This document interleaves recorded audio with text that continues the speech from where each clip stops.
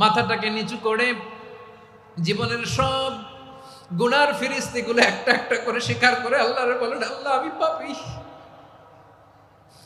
আল্লাহ আমার চেয়ে বড় পাপী এই দুনিয়াতে কেউ নাই। আমরা বলবো, আল্লাহ তুমি প্রশ্ন করার আগে তোমার একটা কথা বলি, আমারে কিছু জিজ্ঞেস করো না, আমি সব করেছি। এমন কোন পাপ নাই যে পাপ আমারে দিয়ে হয় নাই। তোমার রহমত দিয়ে তুমি জান্নাতে পাঠাবা, তোমার দয়ায় জান্নাতে যেতে চাই, আমল দিয়ে না। পারবেন বলতে? কিয়ামতের দিন আমরা বলবো, আল্লাহ আমার আমল দিয়ে জান্নাত চাই না, আমি তোমার দয়া দিয়ে জান্নাত চাই।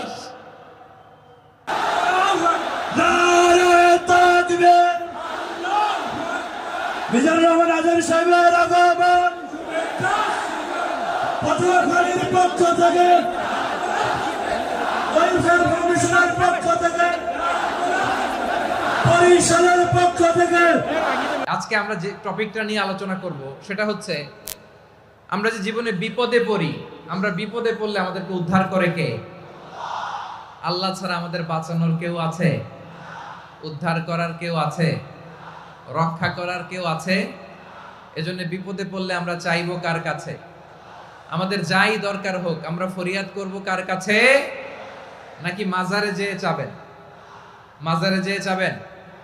অনেকে তো মাজারে যেয়ে কপাল ঘষে, আছে না নাই?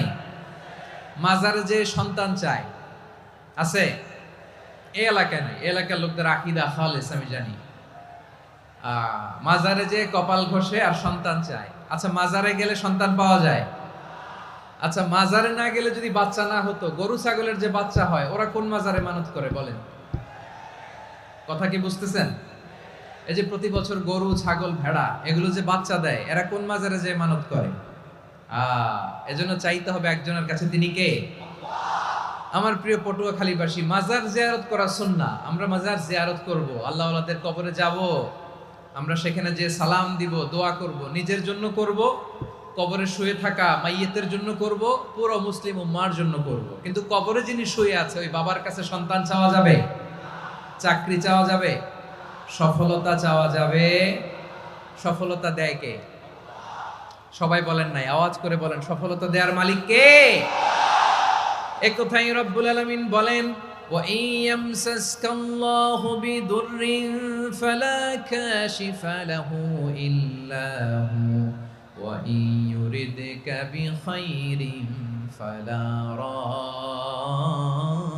রাদ্দা লিফাদলি ইউসিবু বিহি মান ইয়াশাউ মিন ইবাদিহি ওয়া হুয়াল গফুরুর রহিম। আল্লাহু আকবার। আল্লাহ বললেন, ওয়া ইয়ামসাসকাল্লাহু বিদুররিন ফালা কাশিফা লাহু ইল্লা হু। আল্লাহ যদি তোমাকে কোনো বিপদ স্পর্শ করায়, আল্লাহ যদি তোমারে কোনো বিপদে ফেলে দেয়, ওই বিপদ থেকে উদ্ধার করার তিনি ছাড়া আর কেউ নাই। জোরে বলেন ঠিক কিনা? তিনি যদি কোনো বিপদে ফেলেন, তিনি ছাড়া বিপদ থেকে উদ্ধার করার কেউ নাই। আর তিনি যদি তোমার প্রতি কোনো অনুগ্রহ করতে চান, ওই অনুগ্রহ ঠেকিয়ে দেওয়ার ক্ষমতাও কারো নাই। আল্লাহ যদি আপনার সফলতা দিতে চায়, পৃথিবীর কোন শক্তি ওই সফলতাকে থামাতে পারে? এজন্য আল্লাহ বললেন, খবরদার, চিন্তা আর আকীদা খালিস করে নাও। ওয়া ইয়ামসাসকাল্লাহু বিদুররিন ফালা কাশিফা লাহু ইল্লা হু। আল্লাহ বিপদে ফেললে বিপদ থেকে উদ্ধার করার কেউ থাকে না। আর আল্লাহ যদি তোমার প্রতি দয়া